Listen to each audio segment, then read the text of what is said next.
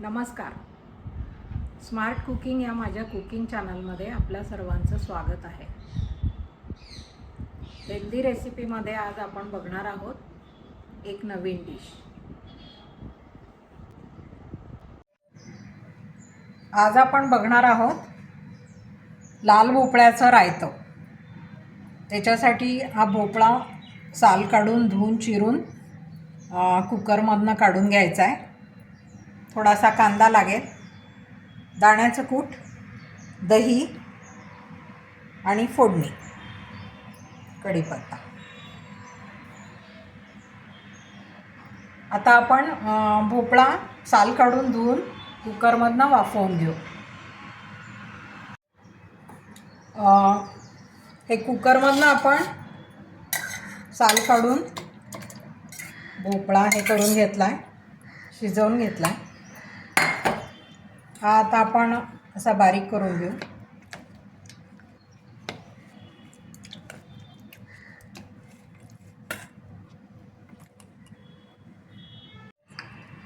भोपळा आपण चांगला हे करून घेतला आहे मऊ. त्याच्यात थोडा कांदा, थोडी कोथिंबीर, थोडं दाण्याचं कूट,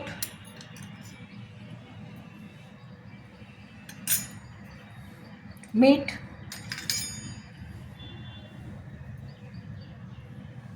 आणि दही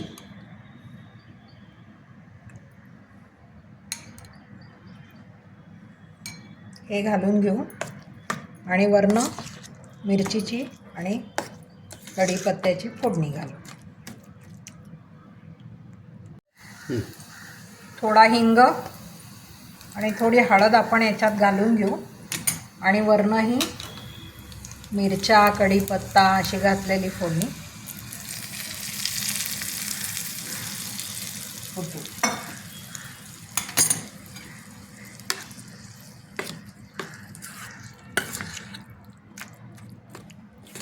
हे आपलं रायतं तयार. भोपळ्यामुळे थोडंसं गोडसर असतं आणि दह्यामुळे आंबट इतकं छान लागतं. ते खूप खमंग फोडणी घातली त्याला की छान लागतं. आपण या बाउलमध्ये सर्व करू.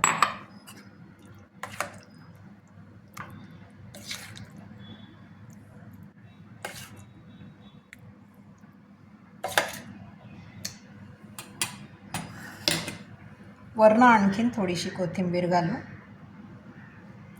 सर्व करायला तयार.